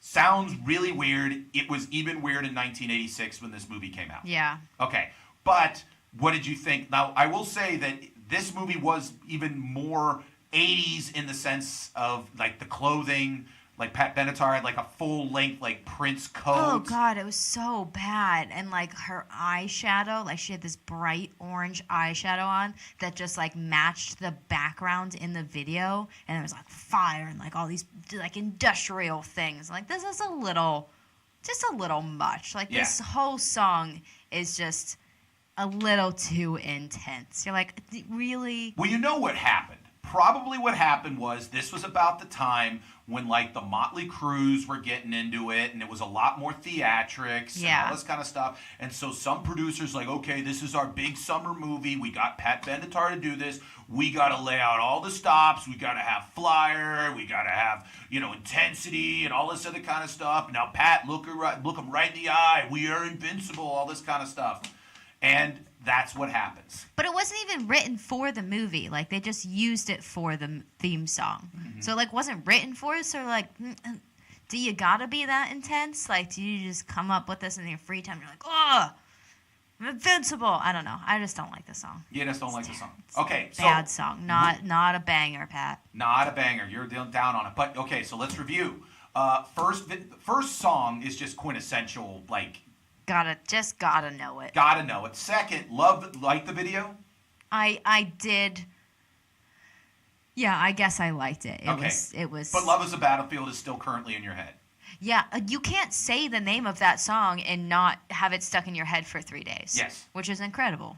And then the third song, You Wish It Didn't Exist. Yes. Okay. Absolutely. Thank you very much, Alex, for that. That was Pat Benatar. Next up, we're going to be going over news and notes from the world of gossip, weirdness, and all sorts of wonderful things. Play the theme song, Alex. It all starts now. First story, Alex. This kind of took me back. Again, the Centers for Disease Control, the CDC, has to give out warnings every once in a while. And for some reason, they had to give out this warning. So a couple days ago, the CDC sent out a tweet stating about condoms. Now, again, I said at the beginning of the show, don't be having sex with condoms until you read this warning. Here's the warning issued by the CDC. Please do not wash and reuse condoms. This goes under the category of, I can't believe we have to warn people to not reuse condoms. How pretty is the picture that they used with it, though? I want to be the person who has to work for the CDC and be like, hey, we got to make this tweet like something that people will look at. Let's put a pretty picture of condoms up and then say that. But that they could be used. Not like new condoms. Right, yeah. That's the whole fun of them. They're all colorful and fun. I like it. I think, again, I gotta ask the question. If a dude in your life wanted to reuse a condom, I'd have to say that that's the end of a relationship. You just leave. Yeah, get out. Yeah. If you're at a point where you have to reuse a condom, just stop. You can't have sex. Yeah, you should just leave. Yeah. I can't believe that this is a thing. I can't believe that it got to the point that the CDC has to sit there and say, like, someone had to go up to them and be like, here's the deal. We have an epidemic of people reusing the condoms. To be honest, if it were between someone not using a like if you were very poor and you're like, it's either I don't use a condom or I reuse this condom, I would kind of say reuse the condom Just, At you know, that point, just it's to- pointless just to as be a even little- reusing the condom. Just as a little baby backup, you know? But it doesn't. It's at that point not even useful. Yeah, you don't. I don't know. No, the CDC said it. Don't wash and reuse condoms. Well, they didn't say that it wasn't completely useful. I think they They said didn't say, like, if it's between nothing and a reused condom, go with a reused condom. How about this? Prior to your sexual encounter, make sure you have adequate condom reserves. Yeah, maybe they should have said that. Yeah. Hey, get your condom backup. Yeah. I bet condom companies, this is when you would invest in condom company stocks. Yeah. After they send out this tweet and, condom sales skyrocket. Maybe that's who's backing them. Big condom. Oh, I'm sure. Big condoms, like, here's the deal. Most people don't. I bet you Big Condom comes up to you and be like, here's the deal, Alex. I'll be honest with you. You can rewash a condom like 20 times. It makes no difference. Yeah. But we want you to keep reusing them so we have the government in our pocket saying don't use them. Ha, ha, ha. Exactly. It's like the same thing with, like, the oil companies got the automakers to say you're supposed to, like change your oil like every 3,000 miles. Yeah, you don't gotta do that. And everybody sat there and went, no, not unless you're, like, literally driving through the Mojave Desert or you're, like, racing in the Indy 500, you don't really need to do that. Does this tweet not make you want to buy colored condoms, though? They're so pretty. No? Sure. It made me really just kind of really not like the world that this is something that was getting to the point that the government had to get involved. I feel like they just ran out of things to tweet about, to be honest. You don't think there's enough disease-related things for the CDC to... Like, there's plenty of disease-related things. I don't know. I think they just got bored. You really think they're just bored and saying, we got to show some reason why we exist? Yeah. There's no more disease. Yeah. Everyone's good. Yeah. I think you're lying. Anyways, moving on. By the way, your Uncle Mike says, please have adequate condom reserves and don't reuse condoms. Alex is just like, see what happens. Get colorful condoms. Yeah, see what happens. Yeah, she just wants pretty stuff. Yeah. Brian Cameron is a woman who I believe right now has found a way to create her own life just because of her magical vagina. So this week there was a news story that she, who's mothered two of Blake Griffin's children, who are named Ford and Finn. Oh. I know. Anyway, so she's had two of the kids, and there was this big story that said they're going to have to pay, Blake Griffin's going to have to pay her $230,000 a month for these two kids. Mm-hmm. Turns out it's not. It's $32,000 a kid. Per month, which is not bad. $32,000 just to take care of two kids. Right, and you have that money. Yeah.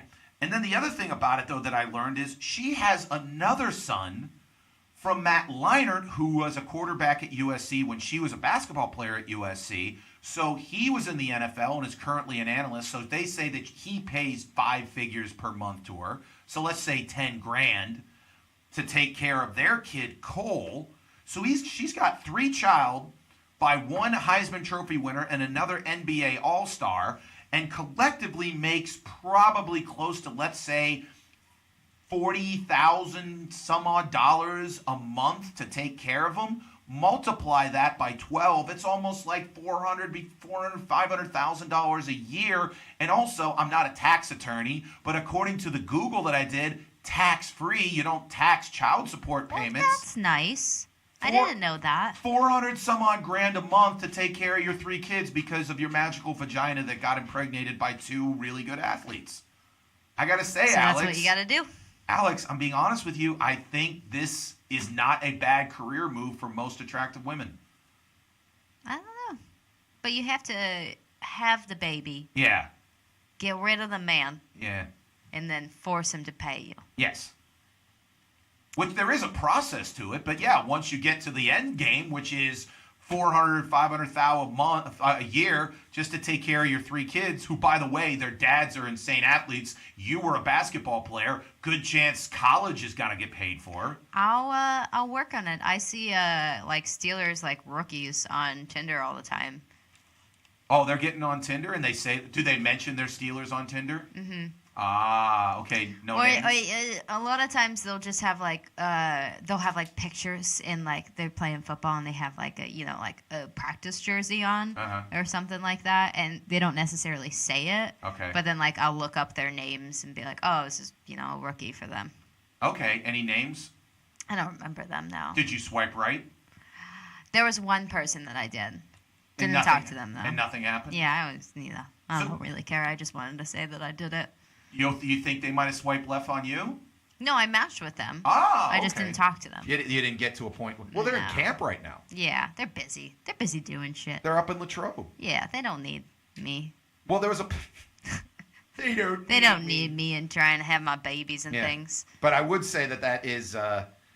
there was part of me that wanted to use this show to possibly... Because the only reason why I didn't is because I didn't think you'd be that interested in doing it, is going up to camp and being part of the media for one day. Yeah. Because I imagine if I asked you no one would get any practice done that day. Why is that? Because they'd just be looking at... Yeah. You'd just be looking at the pretty girl in the green hair? Yeah. And Mike Tomlin just be like, well, we weren't above the line because of pretty girl in the mermaid hair. Yeah, and then I get kicked out. Get out. Yep. But I would say that you would not be wildly interested in doing that. If I'm trying to get on the path of having an athlete's baby, maybe, If some magical fairy came up to you and said, here's the deal, this guy is going to be an NFL superstar. He's eventually going to dump you for somebody else, but you're going to have his kid, and you're going to make $400K a year just to take care of it. Are you like, yay, this is what I want, or no, I want to do something else with my life? No, maybe I'd say yeah. If for that much money, you just get someone to take care of the kid, You don't even have to do it yourself. Yeah, then you get a nanny, and then you go do what you need to do. Yeah, I do me. You do you. So, again, kudos to Brian Cameron, who didn't have sex with just some random... You have to think there's a lot of random losers who she could have had sex with. Instead, successful athletes. It's Brian, not Bryn? I don't know. Brynn. Okay. Is that Bryn? I don't know. It's probably whatever she wants it to be. Who the hell cares? She makes babies. Yeah, she makes money. She makes money with her magic vagina. Someone else who at one point wanted to make money with her magic vagina and currently is just a kind of a lowlife is Lindsay Lohan. She released her first teaser trailer for her reality show that's going to be on MTV. First question is there still an MTV? Turns out, yeah, there is. There is. There is an MTV. If you want to talk about something that has completely become irrelevant in modern culture, it's MTV. Hell yeah. But maybe Lindsay Lohan's bringing it back. Well, one thing about the Lindsay Lohan is the way that they described this show, I don't want to see this. Why? Because What is it? I don't want to watch... Apparently, okay, so here's the deal. Here's the show. Let me get the description. Lohan Beach Club... Ooh... offers viewers VIP access to one of the most exclusive destinations in the world and behind-the-scenes look at how a young, successful entrepreneur runs her empire, said Nina J. Diaz, president of programming and development for MTV. We are thrilled to have such a passionate and creative partner in Lindsay to help explore this intriguing culture all through the eyes of her brand.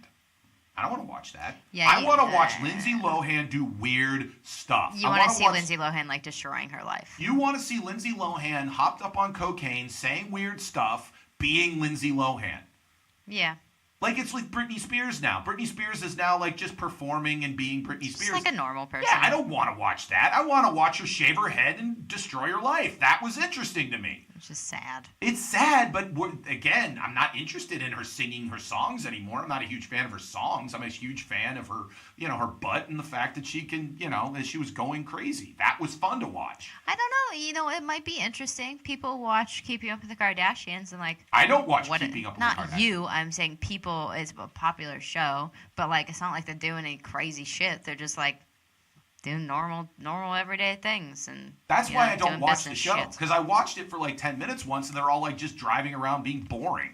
Yeah, no, but I'm saying it's a very popular show. I know, because most people, because I have a life and I need to be entertained with quality stuff. Not and quality stuff as in people destroying their lives. Yes, that's a quality show. I want her completely being batshit crazy and doing weird stuff in their club, driving it into the ground, like, completely just being off her rocker. That would be an interesting show. Not watching someone run a club in Greece. Who cares? Maybe her club's some crazy shit. You don't know what That's goes the whole on point. there. Crazy stuff better happen. That's what I want out of my reality shows. Crazy stuff. Stuff that hasn't happened to me. I can imagine running a club. That's fine. Whatever. Who cares? That's why when most people, like, they have this idea for reality shows, the key of any reality show is, okay, how crazy is this reality? Right.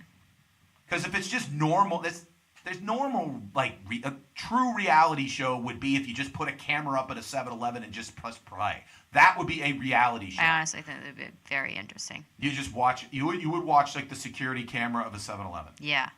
There's crazy shit that happens there. But you better edit it, the crazy stuff. Right, yeah. It's like watching Cops. I never thought that Cops was that interesting a show until, like, the crazy people they'd arrest would be on. I don't know. I once found this thing on our TV where it's basically like these cameras like around the world, and they're just like in different places. And I watched this one in New Orleans for like a good hour of my life, and it's just a camera like on a street, just like watching people go by. I watched it for a good hour.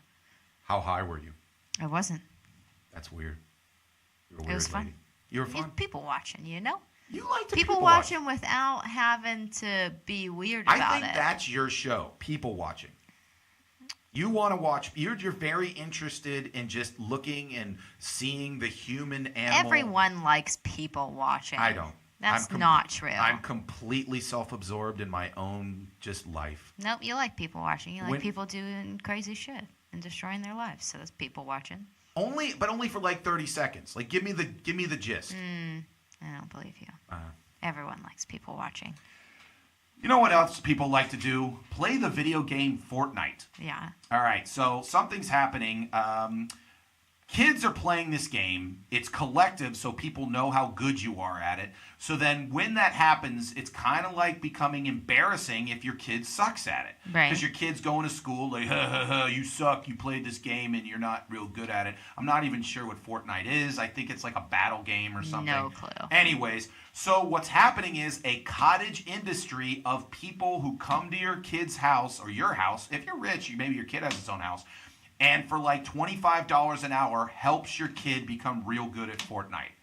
That's, some important shit. You don't want a tutor helping dudes good in school. You want a coach to help them at Fortnite. Here's my problem with all of this. If your kid is that into Fortnite to where his self-esteem is being hurt and you need to hire a coach, you need to really work on the fact that your son or daughter is a loser.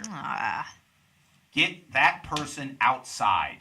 Get that person to do something other than playing a video game and having their self-esteem ruined by the fact that they're not good at it. Yeah, have them go outside and play a sport and have their self-esteem ruined that way. That's the idea. The key. That's what you need to do. That's how you win the race of life. Moving on. Anyways, do you have Movie Pass? No. Have you ever heard anyone who has Movie Pass? No. Do you know what Movie Pass is? No. Okay. I don't know if you've heard about this, but a movie Pass is something that came out a couple months ago, 6 months ago, a year ago. I don't know. I didn't do my research. But apparently, like, my brother has it, a couple of my friends, a couple of the comics have it. Essentially what happens is for about $10 a month, you're supposed to be able to see one movie a day. Oh, for free? Well, you pay the $10. Right, but I mean, like... After that, it's free. It's you free. walk in and you're like, hey, I got Movie Pass. Boom, I get to see a movie a day. You could see 30 movies in a month for $10. Okay. So everyone's sitting there going, wow, this is the greatest thing I've ever read in my life. This is awesome. So my brother did it out in California. A couple of the comics I heard, all this other kind of stuff. Yeah. Here's the only problem. It's not a good business model, and they're going out of business. Yeah, I mean, how would you make that? No, that doesn't seem like you would make money. Exactly. Unless you're just like real tight with a lot of movie theaters, and they're like, sure, I'll give all these people things for free. But that's the thing where I think that people assumed that they had already spoken with the movie companies and the theater companies, and they'd gotten like a special deal and all this other kind of stuff. Turns out, no, they didn't. So how did they expect to make money with that? I don't know. No one knows. That's the whole point. They're going out of business because now they're upping it from $10 to $15 a month. Okay. And now they're saying that you're not going to be able to see blockbuster movies. until like 3 weeks into their run. So like this week, they were the first time like people were like, hey, I want to go see Mission Impossible 6. And they're like, no, you can't see that movie. And then they came out with some like BS kind of like announcement that, oh, the reason why is because the whole point of Movie Pass was so that you discover smaller movies and individual movies and little movies. Yeah. And so you're not supposed to watch, the Tom Cruise movie. What was the point of that?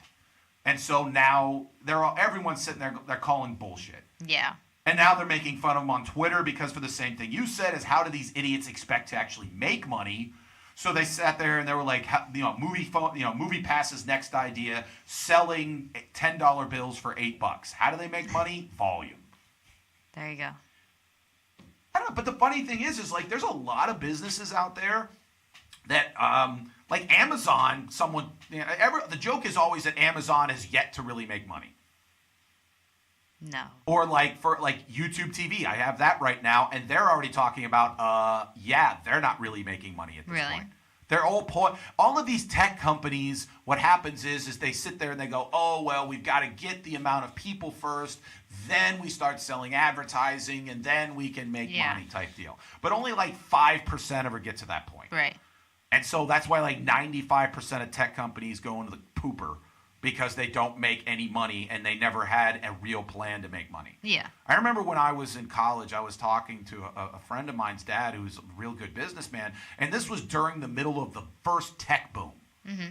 And he sat there and he goes, Mike, stay away from these companies. They don't have a business model. Everyone's just enamored with the fact that they're in tech. Right. And so, it's just a good idea, but it's not a good business model. Well, they were like, oh, my God, you're going to need to invest in socks.com because everybody in the future is going to order their socks off websites. And it doesn't matter that we're selling $5 socks for $2. The future will be the only people selling socks. And then everybody figured out, no, they don't have anything, and socks.com went away. People still buy their socks at Walmart. Yeah. One of the things that was interesting is one Super Bowl. It was funny, like 90% of the ads were all blank.com, pets.com, socks.com, stamps.com. And then the next year, they all went away. Yeah. And there was a big article on all the one Super Bowl that got to get all this money. And then the next year, a different network was running the Super Bowl. And they were like, hey, socks.com, do you want to advertise with us? And they're like, we have 37 cents. Yeah. We can't do anything. Again, most people are stupid. You know who's not stupid? Who? Millennials. Thanks. That's why recently a minor league baseball team out in Alabama wanted to do something called Millennial Night. Yeah. So what they did was, as a joke, they said, okay, it's Millennial Night. What we'll do is, when you show up to the game, we'll give you a participation ribbon. And then everything has avocados on it. Also, there'll be certain places in the ballpark where you can take naps, we'll call them safe spaces, and all this other kind of stuff. And millennials who read these tweets got really, really upset, saying, "No, you're being condescending to us as millennials. You're being a bunch of jerkwads." And they were kind of like, "Well, hey, most of the people in our workplace are millennials. Yeah. So I'm sorry you didn't get in on the joke." It's only, I bet it was just the participation ribbons that really just kicked everyone. That's what it was. Have you ever gotten a participation ribbon? Didn't you feel that most of your trophies during your dance competitions were pretty much participation? I guess, we did get ribbons, basically, for most of the dances. You had to place, no matter what. It doesn't have to be good, but you had to place in something. And you always got some kind of score. So, yeah, you got a ribbon for that. Did you ever walk away with nothing? No. We would give away, my parents have thousands of trophies. We would give away our trophies. The awards part of dancing was my least favorite thing in the world. So, essentially, you did get participation trophies? Yeah. Did they make you feel good? No, because eventually you just stopped caring. I mean, when I was a child, maybe. Because because it was fun. See, but we also, like, we got those, but then you also get, like, a better thing if you actually do good. You know, like, you'll get a participation ribbon, but, like, if you actually win something and you actually, like, the best, then you get a better thing, you know? Like my sister, who's a manager at Marriott, talks about that she's actually had to go to seminars to discuss how to manage millennials. And one thing that she says that the experts tell her is that you have to give millennials constant affirmation that they're doing well, because if for like 2 seconds you don't tell them that they're doing well, they feel bad and then they quit. No, I don't feel that way. I don't typically like a lot of praise for things that I'm doing. Like, I know if I'm doing well or not. If I'm not doing well, maybe tell me, but also, you know, it sucks. But the other thing that they said, and this is irregardless of this one, but they said that there was a new study that said that like 70% of millennials plan to quit their job within the next like 3 years. That's totally true. That's absolutely true, because we, like, to us, being at a job for 30 years is the most insane thing for us to think about, because because of how, like, our brains work and, like, how we were raised, and now, like, everything is so quick and everything's changing all the time, and it's always like, what's happening now, that, like, you don't ever think of sticking with something for that long. You think of, like, just constantly changing. Well, I think, to be honest with you, there's certain aspects of growing up in the 2000s. I mean, first and foremost, probably one of the biggest memory of your early life was 9/11. Yeah. And again, what did that teach you? You could go to work one day and it'd be, boom, gone, done. Right, yeah. And then on top of that, a good percentage of people who grew up in the 2000s come from homes where there were divorces, so that didn't last forever. And then you saw the economic crisis of 2008, which again meant, oh, everything's going to work out. No, we're on the brink of economic collapse and everybody lost their jobs. But, oh, by the way, the rich people got to keep their crap. Well, I mean, you also think about in our minds, we see, like, our parents and stuff, and they have these jobs for 30 years because they had to support their family. It was the only option that they had. But now we know that we have options. You know, you can do anything you want. You don't have to be insanely miserable with your job. And well, that's one thing I say constantly to people is the way I view myself in my job and any job that I've had. I view myself as a free agent. I view myself very similar to Le'Veon Bell in a sense of, if this is the best place for me, that's great. But it's my employer's job to make it that I want to stay here, not my job to be loyal to them, because I've been laid off. I've had a situation where I was doing what I was supposed to be doing, and they were just like, nah, we're good. Yeah. So why would I give my loyalty to an entity that at the end of the day has no loyalty to me? Yeah. Like, again, we grew up in Pittsburgh. There was a bunch of people that worked at the steel mills for 25 years, felt that was what you're supposed to do, and then the steel mills were all just like, yeah, we're closing. Yeah.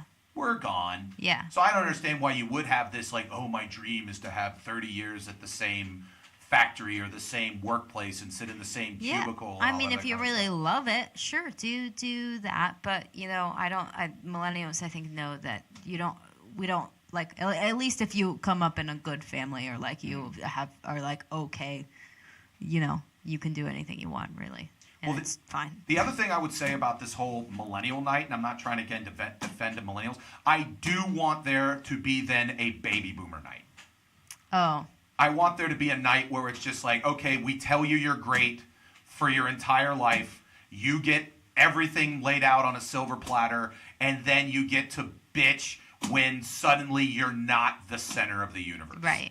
I do like the napping area of this millennial night. That sounds great at any baseball game. Just have a napping area, because I fall asleep at every sporting event that I go to. Every single one. Well, especially baseball, especially minor league. Have you ever been to a minor league baseball game? No. Minor league baseball, you just get the point in about 10 minutes of like, oh, none of this matters. Yeah. It's like watching like a Little League baseball game. Even worse. At least Little League gets the biggest point for those people. But like, when you're a minor league baseball player, you know, like when I lived in Midland, Texas, they had the Midland Angels. Right. They were a AA of the California Angels. They're now the Los Angeles Angels of Anaheim, whatever, stupid name. But the whole point was, if a hitter went 4 for 5 with 2 home runs, but the team lost 17-5, he's walking off the field going, I did my job. No one's caring that we lost 17-5. Yeah. So if you know that no one on the field really gives a crap that they lost 17-5, you're just sitting there to try to get a foul ball or try to get a hot dog or something like that. You didn't care. Yeah. Whereas that's one of the things about, like they say about Major League Baseball, is it's the first time really since these guys were maybe in high school or in college to where the outcome of the game is the most important thing. Right. Because like it's almost becomes like a joke that like if the Pirate organization says, yeah, we stunk last year, but our AA team won the Eastern Championship, and everyone goes a collective, who gives a shit? Yeah. No one cares if you're Eastern League champions. The whole point is, do a couple good players come out and help the Pirates? Right.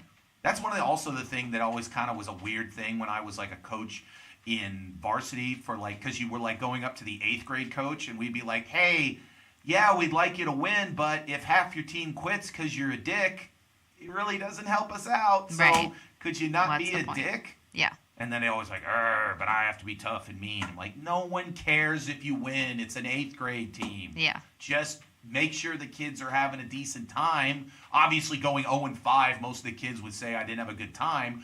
But on the other hand, don't be just a complete a-hole. Right. So that all the kids quit. Yeah. But again, they have Millennial Night. So we'll see what happens there. Thank you very much, Alex. You're welcome. Next, I love that was like, you were like, I didn't really do anything. I didn't. I know. But you were like, I was the quintessential millennial for your little bit there. Most of the time I am complimenting you just so you stick around. But anyway, so now we're going to have, do we have any quotes, comments? Yes, we have some comments. All right, then we're going to do our last segment. Comment your ass off. Here's the comments from our live show. Play the song. Say hello to the world. Say hello to the villain. All right, Alex. Again, if you ever do watch our show being recorded live around 9, from about 9 to about 10:30 on Sundays, you can comment on Facebook Live. So, and then we read your comments, and yeah, it's a pretty simple concept. I don't understand why you don't understand it. Go ahead. Sam, he asked who the guest stars would be tonight. We're always the guest stars. We actually had Cher in the green room. We just didn't get to her. Yeah. So we've bumped Cher again. A lot of emojis. We have a person who wants to go to Fresh Fest. Okay. Brandon Johnson. Okay. We got you. You're going. Okay. Are we making that announcement right now? Yeah, I mean, he did it. He's Okay, first. Brandon Johnson, you're going to Fresh Fest. Cool. Congratulations. Woo! Good job there. Anything else? I'll see you there. He said hashtag humble brag Alex segment. That's my bar thoughts. Hashtag humble brag. That was That's a good hashtag for me. But I would honestly say there was a part of me that was like, you know what? There's certain people that'll be watching that segment going like, oh my God, I hate how people call me beautiful. But you know what the thing is I like about it though, and this is why I enjoyed it? It's honest. It's the truth. It's the truth. Okay. Can't help. Alex is attractive. She knows it. We all know it. Great. She lives with it. She does the show. It's an amazing moment in radio internet history.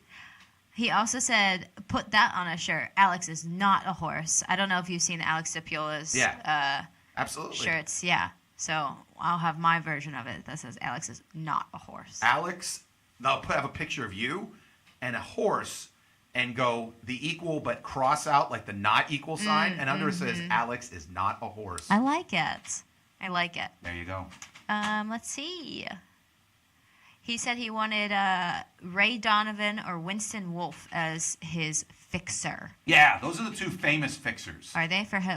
The Wolf is from Pulp Fiction. Okay. And then Donovan has his own show on Showtime. Okay. That's his point, is he's a fixer for rich people. And then I want to the have Wolf, a show like that where I fix people's lives by being nice. No, the Wolf, they fix mob people. But yours would just be like, you'd be apologizing for people. I fix people's lives by teaching them self-defense dancing. There's a show. Yes. That's an amazing show. It really is. Using your dancing, using your ability to diffuse problems, using your attractiveness, your green hair, it all comes together with Alex teaches you self-defense dancing. I used to have this dress that had snaps all down the front of it. I actually have another one now. No, I had one with a zipper. Now I have one with snaps. But anyways, if I ever thought that something bad would happen, or if like there's a fight gonna break out or something, put this dress on. Fight breaks out, just zipper it down, diffuse the situation. By You know? what would happen? By showing everyone my body. Oh, okay. So you're saying that people would just be like, "Wait, what? Boobs?" And then you'd be going there from there. Exactly. Have you ever, when you wore the one with the buttons, did you ever just go rip like that? I do it all the time, just for funsies at my house. Whenever I put it on, I immediately do that and then, button it back up, just for funs. There you Just go. to feel pretty powerful. Just you know? like, "Argh!" Yeah. He also suggested to pay the college athletes. That's his way to fix it. Plus, not root for OSU. I would agree with that. By the way, going back to the whole attractiveness thing, what would happen if you were Hashtag to humble brag. What if you ripped open and everybody just continued to fight because they didn't care? Would that would now you're standing there with your like boobs hanging out. That's you're when just you like, start the dancing. that's when you start with the dancing. Yeah. You're like, dun, dun, dun, dun, dun. Yeah, and then they're like, oh wait, there's a naked girl dancing right now. Oh hell yeah. You'd be in broad panties. It would have you would you to be No, you can't wear anything under the dress. That's nakedness. the whole fact. Nakedness always. I've said this constantly to women, and no one believes me. If you ever want to understand the power of the female form, your naked boobs bring joy to the world. Yeah, they diffuse fights. They diffuse fights. They create joy in the universe. Now, they're yours. You do whatever you want with them, but understand their unbelievable, wonderful powers. Alex does. That's why she wants to start her self-defense class. First step, whip out your boobs. Whip out your boobs and start dancing. There you go. With a southern accent. There you go. Brandon said thanks. Looking forward to the fest. There you go. See, I'm glad we gave it to someone who's excited, and maybe I'll see you there. Maybe I'll go. There you go. I don't know. I have lots to do on Saturday. Just what she has to do. Busy person. Mostly just involves nudity and dancing. Like 6 events that I have to go to. Really? Not with nudity and dancing, Oh, but that's with a shame. beer. With beer. With beer. You've just got your whole calendar filled. Again, that's this Saturday, August 11th. Already August 11th. So, but that's going to be at Nova Place. So show up there. You'll see Brandon. You might see Alex. Who knows? And she might be look out ready for me. to diffuse situations. That'd be like your superpower, would just be attractiveness. I feel like if I wore that dress in public now, like people would know that that's what it was for, so then they'd start fighting just because of it. They'd be you like, know? hey, you're going to kick your butt. Yeah. Yeah. And then you just be like, wait. Boom. That's the noise that the dress makes as it comes off. But the weird thing is then after the fight, you just have to